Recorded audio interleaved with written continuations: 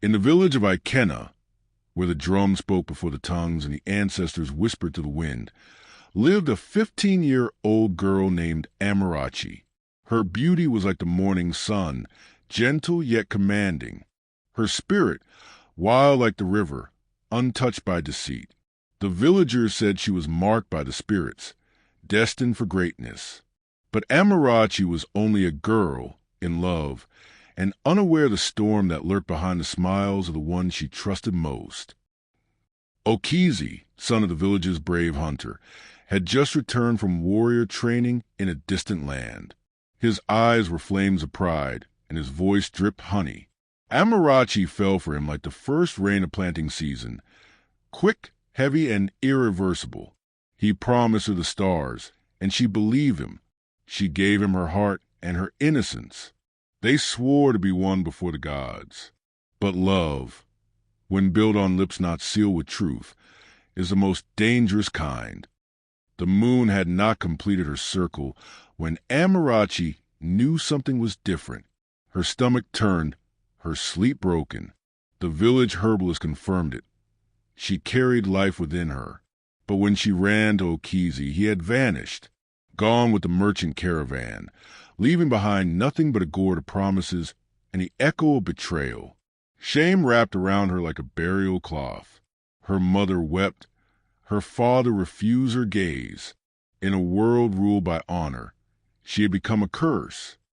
But her mother, Mama Ifunanya, was not one to let the spirit of her lineage be crushed by shame. She walked into the sacred forest barefoot, with offerings of kola nut and bitter leaf. She cried to the ancestors, poured libations on ancient stones, and made a vow.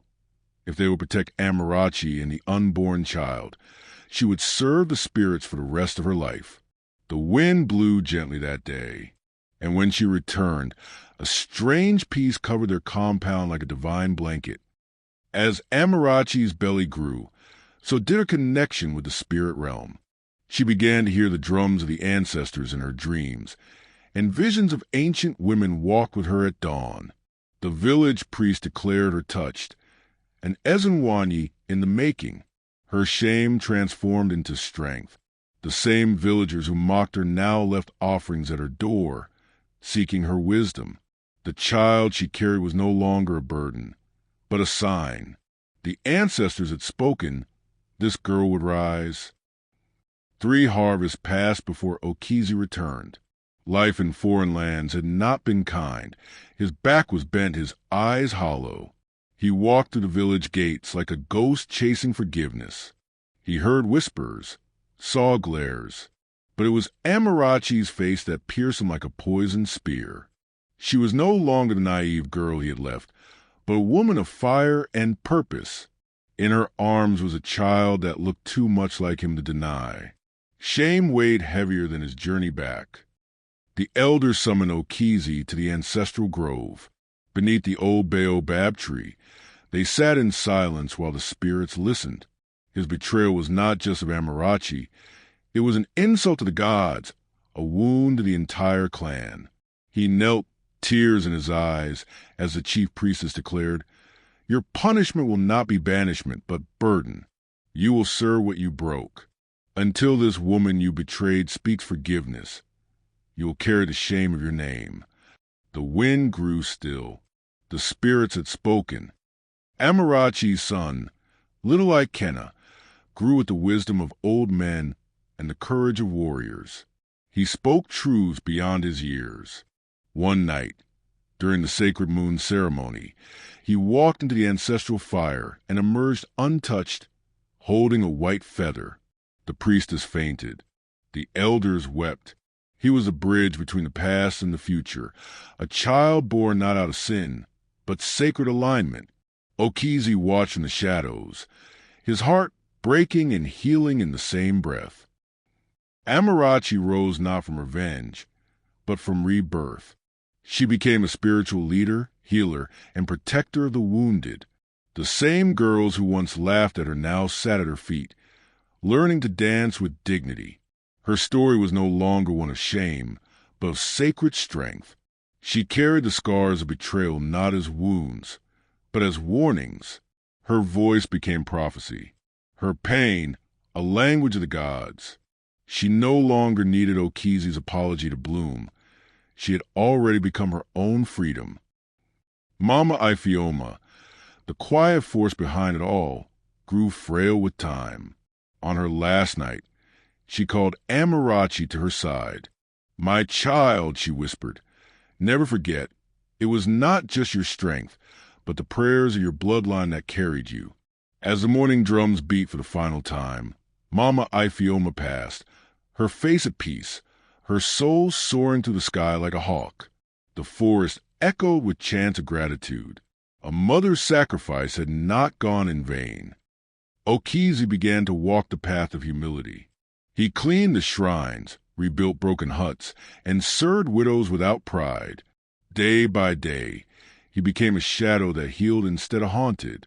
One evening, Ikenna ran into his arms after falling. Okizi froze, then wept. It was the first time the boy saw him not as a stranger, but a man trying to be better. Amarachi watched from afar. She didn't stop him, but she didn't need to. The ancestors would decide if redemption had truly bloomed. On the night of the Phoenix Flame Festival, Amarachi lit the sacred fire with Ikenna. As the flames rose, so did the spirits of the land. The people chanted her name, danced her story, and bathed in the glow of survival. She was no longer just a girl betrayed. She was a pillar, a healer, a legend, and beside her stood a boy destined to rewrite the laws of spirit and man. The drums beat into the night. A legacy was being born in fire and grace. The village had not seen the oracle of Urashi in 12 seasons, but on the night the stars formed the symbol of the twin horns, she returned, silent, barefoot, her eyes clouded with visions. She called for Amarachi and Ikenna to kneel before her, in tongues long forgotten. She spoke of a storm greater than betrayal, and a path that only blood marked by pain could walk. "The child will open doors between the living and the gods," she said, "but only if the mother forgives what almost broke her." The air thickened with mystery. The ancestors were not done yet. That night, Ikenna slipped into a dream so real his breath echoed in both worlds. He stood at the Spirit River, the place where souls are weighed and stories judged. He saw visions of his mother weeping, his father kneeling, his grandmother praying. The spirits appeared in masks shaped like pain and joy. "Do you carry your father's betrayal or your mother's grace?" they asked. Ikenna bowed. "I carry both, but I walk with the truth." The spirits danced. A boy had spoken like a king. The night of the blood moon came with silence and thunder. Amarachi invited Okizi to sit across the sacred fire. No words passed for hours, just a crackle of burning truth between them. Then she poured palm wine into 2 calabashes. She handed him one, lifted hers, and said softly, "You broke me, yes, but I built myself again. For the sake of the child who carries your blood and my spirit, I release the bitterness." Okizi wept, not because he was forgiven, but because she no longer needed him to be whole. The oracle returned for one final announcement. The spirits have watched. The land has healed. And now they choose. Amarachi was crowned not as a wife nor a daughter, but as the queen of rebirth, a spiritual leader who walked through fire and emerged as a voice for women's silence for generations. The village erupted in song. The same land that once hid her now danced beneath her feet. In that moment, Amarachi knew she wasn't the girl they gossiped about. She was the woman the ancestors waited for. But healing cannot fully bloom unless justice completes her cycle.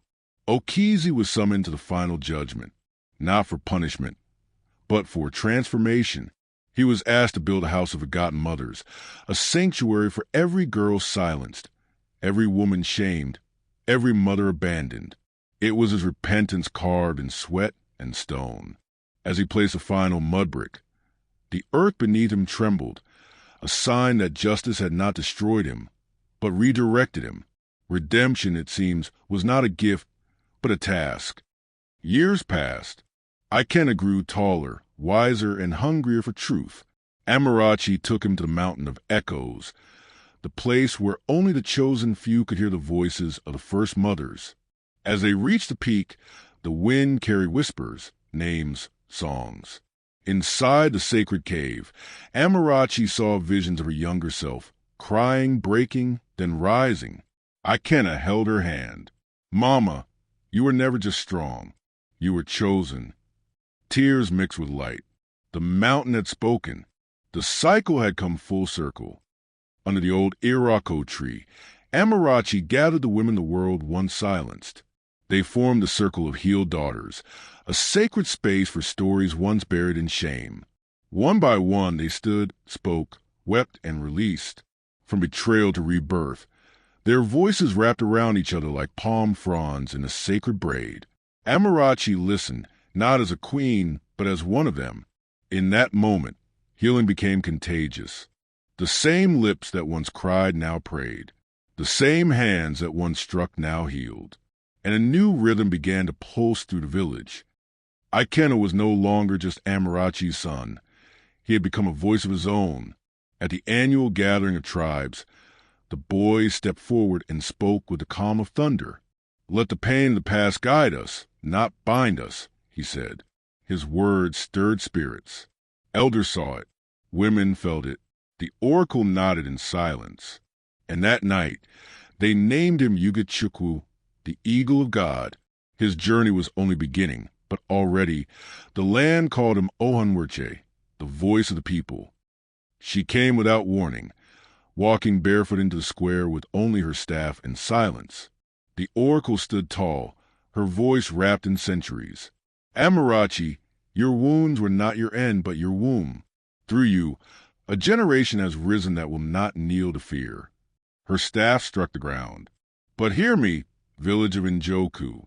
As I return to the realm of dust, remember this. When women rise, kingdoms don't fall. They flourish." She turned, and just like mist at dawn, she vanished between time and trees. That night, the drums began to speak. They didn't beat for war or pain or loss. They beat for joy, the kind that comes after storm and silence. The whole village danced. Amarachi twirled with grace. Ikenna laughed like thunder in the clouds. Okizi from afar clapped in rhythm, finally at peace. The fire roared. The earth responded. For the first time in decades, joy was not borrowed. It was homegrown. And the spirits? They danced too. As the sky opened with a soft rain, the elders poured sacred oil on Ikenna's head. He knelt without pride, knowing that true power comes not from being chosen, but from being ready. The drums softened. The people held their breath. Above the clouds, visions of ancestors smiled. The rain wasn't ordinary, it was ancestral approval. One elder whispered, "The gods do not bless by accident. They prepare through fire." Ikenna rose soaked, anointed, and marked by destiny. A new chapter was being born.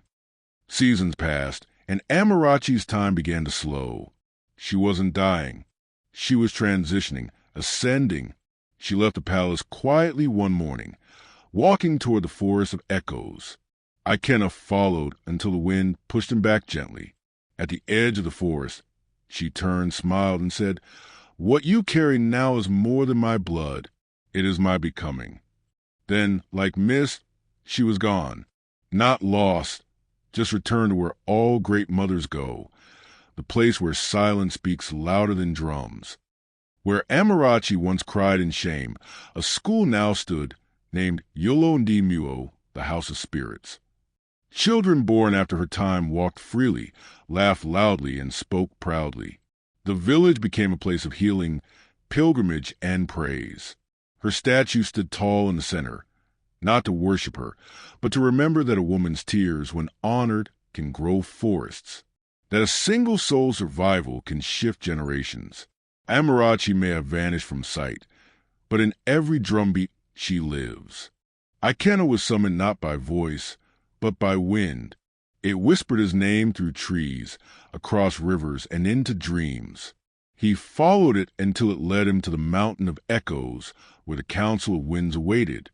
They were keepers of forgotten covenants, elders whose ears had heard thunder speak. The wind spoke in gusts, and the council translated. Your power, Ikenna, is not for ruling. It is for reconciling the living and the forgotten. His heart pounded. He realized he was not a leader of men alone. He was a bridge between realms. Guided by the winds, Ikenna entered the forest of forgotten fathers, a place where the spirits of lost men roamed, chained by shame, regret, and silence. They were fathers who abandoned, betrayed, or fled. Ikenna's voice quivered as he spoke to them. You were men, flawed and broken, but you are not beyond redemption. The forest grew silent. A breeze turned warm. One spirit, eyes hollow but hopeful, stepped forward and said, Can my son forgive me? Ikenna placed his palm on the ground. We forgive not to erase, but to restart. Beyond the hills was a village even the stars ignored, a place cursed into silence after a queen once killed her daughter in jealousy. No songs, no children's laughter, no fires. It was said that time itself refused to pass there. Ikenna, against counsel, stepped in. He sang. He lit fire. He danced. At first, nothing moved. But then a baby cried. A drum echoed from nowhere, and vines began to fall from the huts. The curse was not broken by rituals, but by presence, by bravery, by love that refuses to flee. When Ikenna returned, he was no longer the same. His walk was slower, wiser. His eyes carried galaxies. He had seen the worst of man and the best of spirit. The oracle's final words rang in him. A true leader does not shine alone. He teaches others to glow. The people wept when they saw him. They saw not just a man, but a symbol. And above him, the eagles circled thrice, letting out a cry that shook the roots of the Irako. The sun had returned, not just to his people, but to himself. In the sacred grove, as the sun bled orange in the dusk, Ikenna heard it, a whisper. My son. The voice was soft, familiar, eternal. It was Amarachi. She did not appear in body, but in wind, in memory, in warmth. You've walked through fire, she whispered, and you did not burn. You've spoken to the dead and lived. Now speak to the unborn. Be their voice. Ikenna wept, not in grief, but in fullness. He understood now. His mother never truly left. She became the wind behind every decision, the whisper before every wisdom. The oracle once told Ikenna, the past is not behind you. It lives within you. On the seventh moon, he stood before the great Irako. The bark glowed with golden light, and it seemed split open, revealing a portal of stars, chants, and faces that had long been buried in history. It was the Irako gate of time. One stepped forward, and Ikenna was no longer in his own era.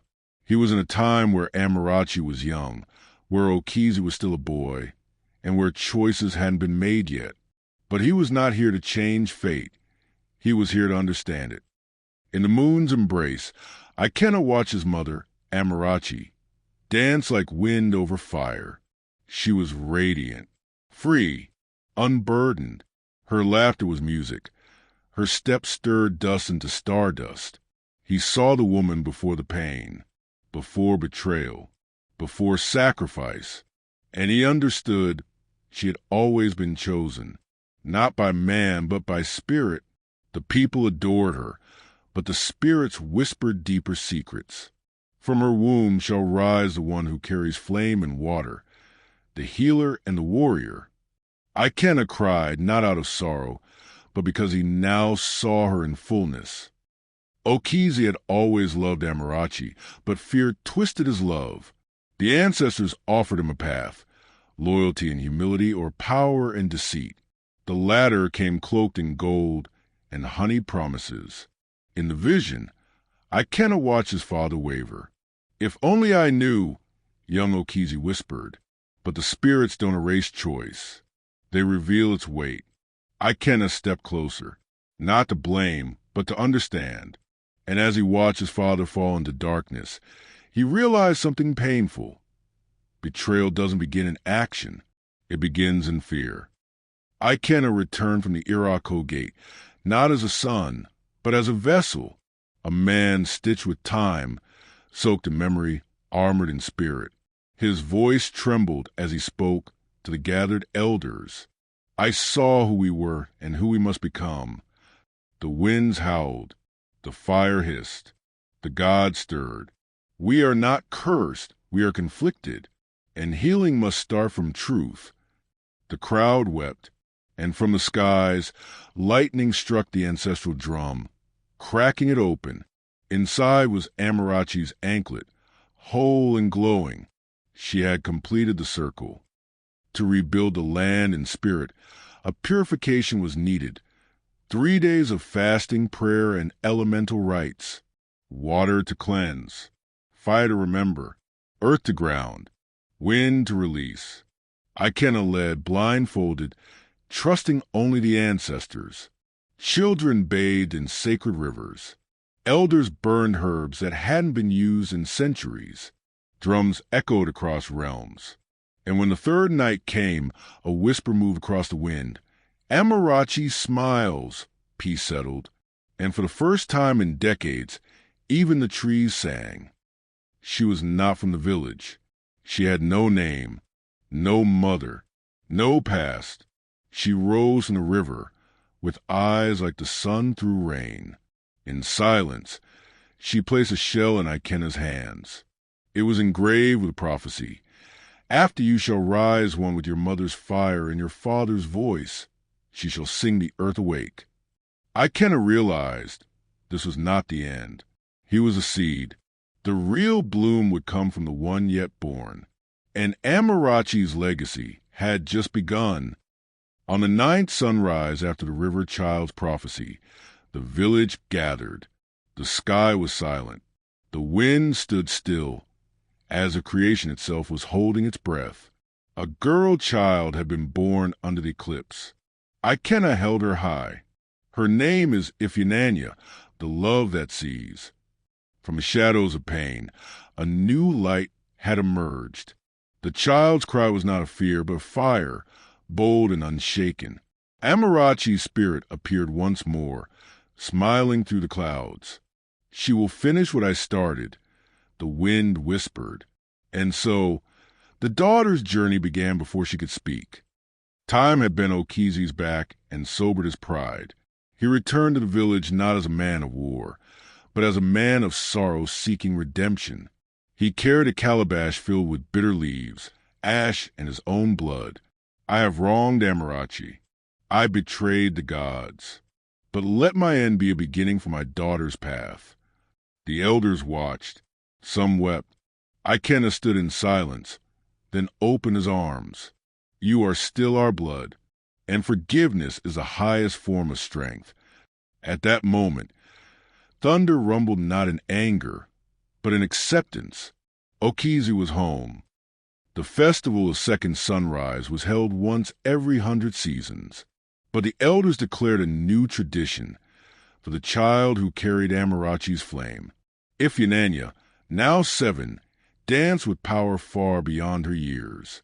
She moved like lightning. Her laughter made even the trees sway. Ancestral masks shimmered around her as the spirits of the land joined the music. It was not just celebration. It was prophecy in motion. The village, once buried under sorrow, now rose with hope. Amarachi's legacy lived, not just in memory, but in motion. Ikenna had given all, his youth, his rage, his forgiveness. But the spirits whispered again, you have finished your path in flesh. Now rise in spirit. On the night of his transformation, he lit 7 candles and placed them in the river. Each represented a phase: pain, vengeance, love, truth, memory, peace, and legacy. Ifunanya watched, tears falling silently, as the final candle drifted away. Ikenna stood, smiled at his daughter, and walked into the mist. His body faded, but his presence grew louder in every drumbeat, every whisper, every flame. Before Ifunanya could rise fully, she had to face the trial of the ancients. 3 spirits, truth, temptation, and time, rose from the roots of the sacred forest. "Why do you seek to lead?" one asked. "Will you fall as your father once did?" Another challenged. She did not answer with words. She raised her hand and showed them the scar on her heart. "Because I carry all of them, their strength, their mistakes, their love, and I will not run." The spirits bowed. For the first time in many moons, the forest bloomed in the middle of dry season. The skies broke, not in wrath, but in revelation, for the prophecy had reached its awakening. Ifunanya stood still as the wind screamed, the clouds wept, and the earth danced. From a crack in the sky, a golden bird descended, Amarachi's spirit reborn. She perched upon her daughter's shoulder, and in that moment, the heavens declared peace over the land. It was the beginning of a new kingdom, not built by warriors, but by memory, love, and legacy. Yet another test awaited. There are places the earth itself forbids, where even the wind refuses to speak. The Whisper Cave was one of them. Buried deep beyond the forest of lost memories, it held secrets older than language, whispers of betrayal, love, and sacrifice. Ifunanya had been warned. No one returns the same. But the path of destiny is not chosen. It calls. She entered alone, her staff lit with ancestral fire. Shadows moved, voices echoed, voices that sounded like her mother and her father. But in the cave, truth is not told. It is revealed. One whisper shattered her. "You are the root of the curse." Trust is a blade. It can protect or bleed. As Ifunanya battled her past in the cave, a storm brewed outside. Kanu, the boy she once danced with at the Yam festival, the one who swore loyalty to her path, betrayed her. He handed sacred scrolls to masked figures from the northern cliffs. For power? For fear? No one knew. But betrayal doesn't always roar. Sometimes it smiles and kisses your forehead. When Ifunanya emerged, her heart was heavier, her fire dimmer. Yet the ancestors whispered, even betrayal is part of the shaping. When the balance is broken, the ancestors rise. One by one, 12 ancient spirits, guardians of truth and harmony, emerged from the sacred Irako. They spoke in forgotten tongues, yet Ifunanya understood every word. Your pain has ripened you.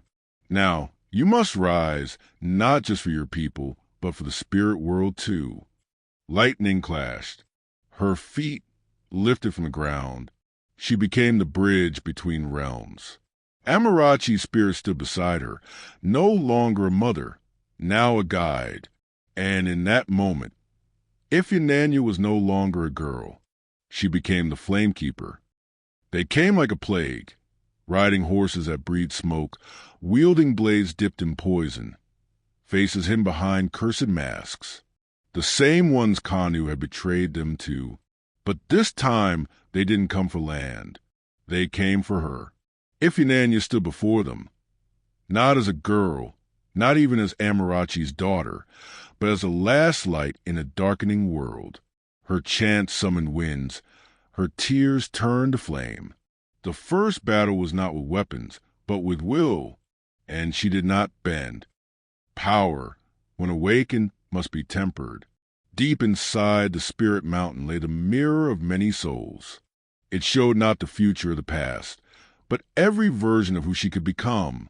Ifunanya saw herself as a tyrant, a wanderer, a healer, a forgotten legend. Then one mirror cracked, revealing her greatest fear, herself corrupted by rage. She fell to her knees. Am I no different from them? A voice behind her whispered, knowing the storm lives in you is how you learn to control it. It was Amarachi, smiling, proud. Okizi had carried guilt like a second skin, but his final act was not one of might, but of surrender. He came to Ifunanya, not as a father, not even as a man of the past, but as a soul seeking peace. He offered her the bloodstone, the one he once used to curse Amarachi's enemies, and a white feather from her mother's final transformation. Take this, not to destroy, but to remember. Ifunanya wept, and in that moment, everything that was broken in their bloodline began to mend. Forgiveness rippled through the roots of their lineage. A new dawn came, not with trumpets, but with truth. The festival of rebirth was held under a sky so clear, it looked like a new canvas. Ifunanya wore her mother's beads, walked through fire, and emerged untouched. The people danced. The ancestors joined. Even the spirits who once opposed her bowed. Amarachi's voice echoed once more. My daughter, you have done what even I could not. You became more than vengeance. You became light. And as flames rose, so did a new era. But this was not the end, only the beginning of something far more powerful. Prophecies do not end. They evolve. As Ifunanya rested under the sacred tree, a child, one not born of her blood, but chosen by the spirits, watched from the distance. Eyes wide, heart awakened, the scrolls of legacy were sealed again, buried for the next generation to find. And so the dance continues. In love, betrayal, power, and healing. This is the tale of Amarachi, of Okizi, of Ifunanya, but also of you, the listener, because every soul holds a fire waiting to be sparked. And the ancestors, they are still watching. The child had no name, no clan, yet carried the breath of the ancestors in every heartbeat. Ifunanya knew the signs. Destiny does not shout, it whispers. And this child of the dawn, had been chosen. As she placed Amarachi's beads in the small palm, the wind grew still, as if the forest itself bowed. The child didn't speak. He only looked at her, and the tree behind her began to bloom with blue fire flowers. You are the seed I was sent to water, Ifunanya whispered, tears slipping down her cheeks. Let the stories never die with us. Peace is not eternal. Even when the spirits sleep, the shadows plot. Beyond the hills, a figure stirred, one who had once danced with Amarachi, then betrayed her for forbidden knowledge. His eyes glowed red, his body cloaked in shadows. For every light that rises, darkness stirs again. But now there was Ifunanya, and soon the child of the dawn. The cycle begins anew, but this time they would be ready, and the ancestors, they would never sleep again. This story was not just about Amarachi or Ifunanya or Okizi. It was about you, the keeper of stories, the one who watches, remembers, and passes it on. For every African heart carries a tale yet to be told, of courage, betrayal, love, and transformation. And here, at Echoes Africa Stories, we bring them back to life, through fire, through spirit, through you. If your spirit was moved, if your heart found truth in Amarachi's journey, then this is your home. Subscribe to At Echoes Africa Stories. Tap the notification bell, because every week we awaken forgotten African legends with fire, love, and truth. Don't let these stories be buried. Be part of the movement. Let's echo Africa together